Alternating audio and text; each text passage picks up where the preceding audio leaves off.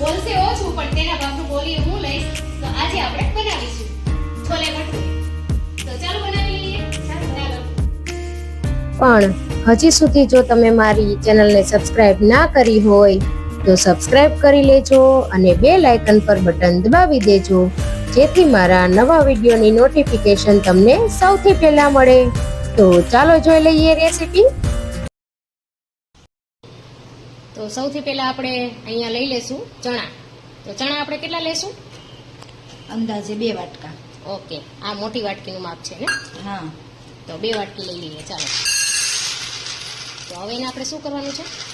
એને ગરમ પાણીમાં આપણે પલાળવાના છે. તો આ ચણાને આપણે કેટલા કલાક પલાળવાના છે? 5 થી 6 કલાક. ઓકે, તો 5 થી 6 કલાક એકદમ હુંફાળા પાણીમાં આપણે પલાળી દઈશું. આ ચણાને આપણે એકદમ પાણી ઉકળી જાય ત્યાં સુધી પલાળવાના છે. અને થોડું મીઠું ઉમેરીશું આપણે. કેટલું? અંદાજે 1 ચમચી જેટલું. ઓકે, એટલે આ મીઠું ઉમેરવાનું કારણ શું છે? એટલે આપણે જ્યારે ચણા છોલે બનાવીએ ત્યારે મોળા ન લાગે એટલા માટે. ઓકે, તો ખૂબ જ સરસ ટીપ છે કે અહીંયા આપણે 1 ચમચી જેટલું મીઠું ઉમેરીશું, જેનાથી ચણા મોળા ના લાગે પાછળથી. તો પાણી સરસ ઉકળી ગયું છે, તો ગેસ બંધ કરી ઢાંકીને 5 થી 6 કલાક માટે રાખી દેવાના છે. દઈશું. ભટુરેનો લોટ બાંધી લઈએ. તો તેના માટે આપણે કેટલો લેવાનો છે મેંદો? 1 કિલો. ઓકે, ચાળીને લેવાનો છે. ચાળીને લેવાનો છે. આજે જે આપણે માપ બતાવીએ છીએ તેનાથી 6 થી 7 લોકોને જમવાનું થઈ જશે. હવે એમાં સાથે આપણે અહીંયા 2 થી 3 મોટી ચમચી જેટલો રવો પણ ઉમેરીશું, જેથી સરસ ક્રિસ્પી થાય. આમાં 3 ચમચી મોણ નાખ્યું છે આપણે. હવે પછી થોડું મીઠું નાખશું સ્વાદ પ્રમાણે. પછી થોડોક બેકિંગ પાવડર 1 ચમચી જેટલો, એટલે એના માટે આથો સરસ આવી જાય. એટલે આપણા ભટુરે ખૂબ સરસ બનશે. હા, ખૂબ સરસ આથો આવી જાય ને એટલે મસ્ત પોચા અને સરસ થાય. 1 ચમચી આપણે બેકિંગ સોડા નાખશું. ખાટું દહીં લેવાનું છે આપણે, અંદાજે 1 વાટકા જેટલું. એટલે આ બધું મિક્સ થાય એટલે આથો સરસ આવી જશે એનો. પછી આ બધી વસ્તુને આપણે મિક્સ કરી લેવાનું છે. દહીં ના હોય ને દહીંની જગ્યાએ છાશ યુઝ કરી તો શકાય? પણ ચાલે. હા, ખાટી છાશ હોય ને તો પણ ચાલે. એટલે છાશ એટલી જ લેવાની કે ડબલ લેવાની?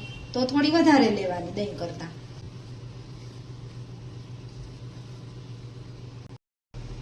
હવે આપણે ધીમે ધીમે પાણી નાખીને લોટને મિક્સ કરી લઈશું. એક હારે પાણી નથી નાખવાનું, જોઈતા પ્રમાણમાં નાખવાનું છે.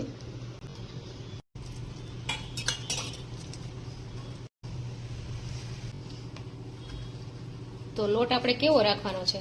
નરમ. રોટલી રોટલી કરતા પણ થોડોક નરમ રાખવાનો. ઓકે, એટલે આપણા ભટુરા છે ને એકદમ ફૂલીને મસ્ત થાય. આપણે એકદમ નરમ સરસ રીતે બાંધી દીધો છે. આ રીતે આ પ્રેસ રીતે, કરતા હા. એકદમ પોચો છે. હા, રોટલી કરતા થોડો નરમ બાંધવાનો અનુભવ, થોડો પટકવાનો છે આ રીતે. અને એટલે એમાં થોડા હવાના કણ ભરાય ને એટલે આપણે આથો સરસ આવી જાય. 2 થી 3 મિનિટ માટે પટકવાનો છે.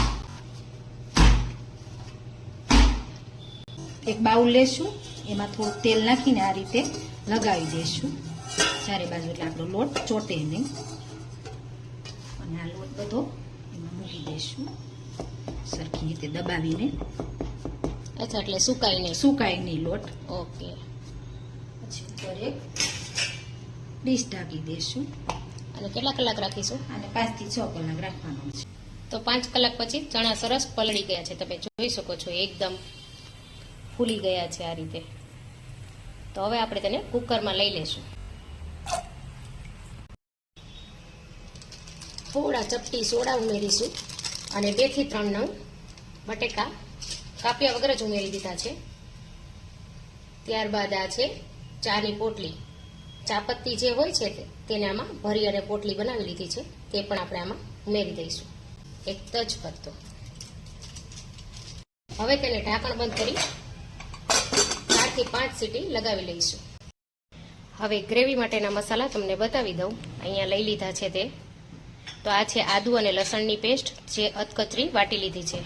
એલચી, તજ, લવિંગ, તમાલપત્ર, લાલ મરચાં, 2 ટમેટાની ગ્રેવી, 4 થી 5 ડુંગળી આ રીતે લાંબી લાંબી સ્લાઇસ કરી લીધી છે.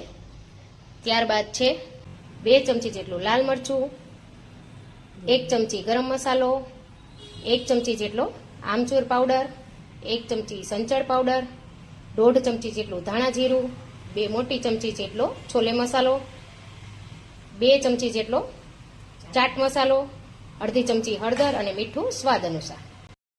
તો અહીંયા આપણા ચણા સરસ બફાઈ ગયા છે. તમે જોઈ શકો છો કે એમને પ્રેસ કરીએ તો આ રીતે એકદમ અંદરથી પોચા થઈ ગયા છે. અને આપણા બટાકા પણ સરસ એવા બફાઈ ગયા છે અને આ રીતે મોટા મોટા ટુકડા કરી લીધા છે. મોટી 5 ચમચી જેટલું તેલ ગરમ કરવા મૂક્યું હતું. તેલ ગરમ થઈ જાય એટલે આપણે ખડા મસાલા તેમાં ઉમેરી દઈશું. આદુ અને લસણની પેસ્ટ નાખી હતી એ પણ ઉમેરી દઈશું. થોડું સંતળાઈ જાય આ રીતે એટલે તેમાં હવે ડુંગળી ઉમેરી દેવાની છે.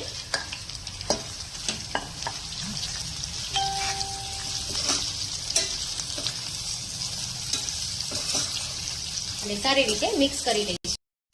તો તમે જોઈ શકો છો કે ડુંગળી ધીમે ધીમે સરસ કલર ચેન્જ થઈ ગયો છે. તો હજી તેને 2 થી 3 મિનિટ સુધી ચડાવીશું. ત્યાં સુધીમાં મેં અહીંયા થોડા ચણા અને બટેકા લઈને આ રીતે છૂંદો કરી લીધો છે. તો હવે ડુંગળી સરસ ચડી ગઈ છે તો આપણે તેમાં ટમેટાની ગ્રેવી ઉમેરી દઈશું.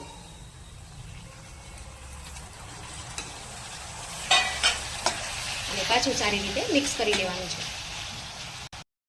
હવે આ બધા મસાલા અમે ઉમેરી દઈશું.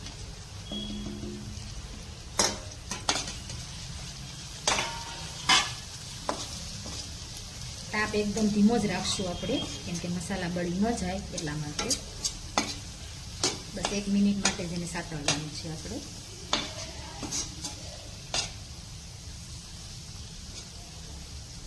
તો સરસ મસાલાનો કલર પણ આવી ગયો છે. અત્યારે જુઓ તમે એકદમ બ્રાઉન કલરના બનવાના છે.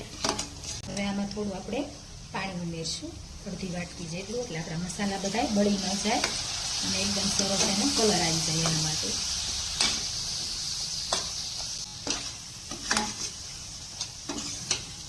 અત્યારે જ સુગંધ એટલી સરસ આવી રહી છે કે એમનેમ જ ખાવાનું મન થઈ જાય તેવું છે.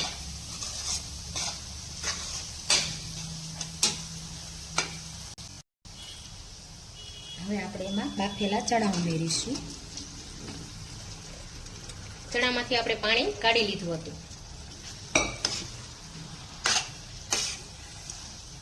બધા મસાલા મિક્સ કરીશું એમાં. અત્યારે ગેસની ફ્લેમ આપણે ધીમી કરી દેવાની છે, જેથી બધું સારી રીતે મિક્સ થઈ જાય અને નીચે પણ ના બળે. આ રીતે બધું ધીમે ધીમે મિક્સ કરતા જઈશું. હજી આપણે સાદું પાણી પણ 2 ગ્લાસ જેટલું ઉમેરીશું, જેથી કરી સરસ મજાની ગ્રેવી બને.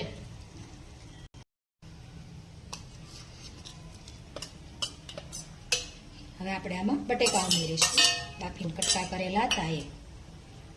હવે આને ઉકળવા દઈશું થોડી વાર. એટલે આપણે કેટલું ઉકાળવાનું છે અંદાજે? થોડી વાર 10-1 મિનિટ જેટલું ઉકળવા દેવું પડશે. ત્યાં સુધીમાં ભટુરે જોઈ લઈએ. તો હવે લોટ તો જો કેટલો સરસ થઈ ગયો છે તૈયાર. જાડી પણ સરસ પડી લાગે છે. બતાવો તો. જો કેટલી સરસ જાડી પડી છે. આ રીતે એકદમ આથો આવી ગયો હોય ને એ ટાઈપમાં થઈ ગયો છે. જો તો હવે તેને એક બીજા વાસણમાં લઈ લેશું. તો બીજું થોડું તેલવાળું વાસણ કરી તમારે જોઈએ એટલો અંદરથી કાઢતો જવો. જો એકદમ જાડી સરસ દેખાઈ રહી છે. હવે આપણે તેલવાળા હાથ કરી સારી રીતે મસળી લેવાનું છે.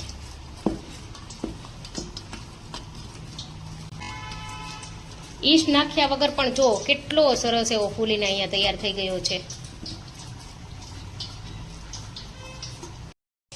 તો તેમાંથી આપણે થોડા લુવા આ રીતે અલગ અલગ બનાવી લઈએ ભટુરે માટે. હવે આમાં અત્યારે આપણે બનાવેલું આ મિશ્રણ જે આપણે બટેકા અને ચણાને પીસીને જે કરેલું હતું તે ઉમેરી દઈશું, જેથી રસો સરસ ઘટ્ટ થઈ જાય. લુવા સુકાઈ ના જાય એના માટે આપણે અહીંયા ભીનું કપડું ઢાંકી દીધું છે.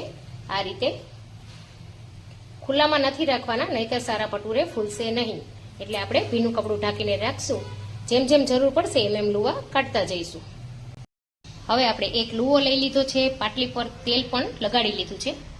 તો હવે આપણે વણવાનું છે. હા, વણવાનું છે. હળવા હળવાથી એને ગોળ શેપ આપો કે લંબગોળ આપો, કોઈ પણ આપી શકો છો. જેમ બહાર હોય એમ લંબગોળ. હા, પણ એક સરખું વણવાનું છે, મતલબમાં કે એક બાજુ જાડું નથી પતલું નહીં. રાખવાનું. હા, હા, હા. નકર ફૂલશે નહીં આપણા ભટુરે. ઘણા લોકો હાથેથી પણ કરતા હોય છે ને. હા, કરે છે, પણ મને હાથેથી નથી ફાવતું એટલે હું વણીને જ બનાવું છું. તો અહીંયા ભટુરે સરસ વણાઈ ગયું છે. જો એકદમ પતલું રાખ્યું છે, બધી બાજુથી એક સરખું.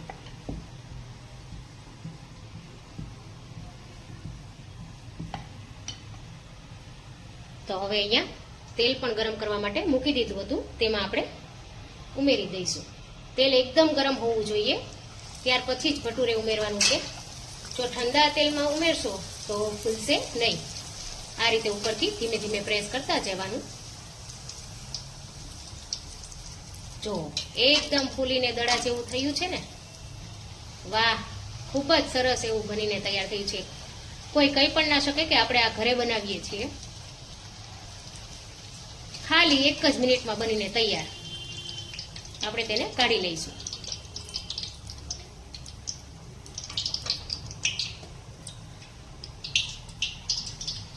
જો ફ્રેન્ડ્સ, એકદમ સરસ ફૂલેલું ફૂલેલું આ રીતે. તો બીજું પણ સેમ એ જ રીતે બનાવી લઈએ. બીજું ભટુરે પણ બનાવી લીધું છે આપણે, તેને પણ તળી જ લઈશું.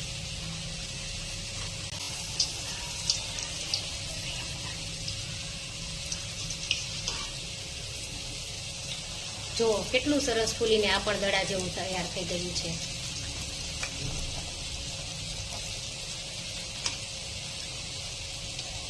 તો આપણે તેને કાઢી લઈશું. તો અહીંયા આપણા છોલે બનીને ખૂબ જ સરસ એવા તૈયાર થઈ ગયા છે. તમે જોઈ શકો છો કે બિલકુલ બજારને પણ ટક્કર મારે તેવા છે. તો આપણે તેને એક પ્લેટમાં લઈ લેશું. તો તૈયાર છે ફ્રેન્ડ સરસ મજાના છોલે ભટુરે. તો તમે જોઈ શકો છો કે એકદમ બિલકુલ બજારમાં જેવા મળે છે તેવા જ બનીને તૈયાર થઈ ગયા છે. તો જો મસ્ત મજાના છોલે ભટુરે બનીને તૈયાર કરી દીધા છે. તો ચાલો આપણે એને ટેસ્ટ પણ કરી લઈએ. તો આટલા સરસ છોલે ભટુરે જોઈને મને તો રહેવાતું નથી, તો હું ખાઈ લઉં છું. ફ્રેન્ડ, એટલા ટેસ્ટી બન્યા છે ને કે તમે આ રેસીપી વારંવાર ઘરે બનાવશો ને આ જ રીતે બનાવજો. ખૂબ જ સરસ એવા ટેસ્ટી, તમે બજારના પણ ભૂલી જશો એવા સરસ છોલે ભટુરે બનીને તૈયાર થશે. તો તમે ચોક્કસથી ટ્રાય કરજો. મારા ફ્રેન્ડની રેસીપી ને બનાવજો ઘરે અને બનાવીને મને કહેજો કે તમને તેની રેસીપી કેવી લાગી. સોરી, મારી નહીં, હું તો બધી વખતે બનાવતી જ હોઉં છું, પણ આજે એમની રેસીપી કેવી લાગી તે તમે જરૂરથી જણાવજો. તો ફરી મળીએ નવી રેસીપી સાથે. Happy cooking, happy eating.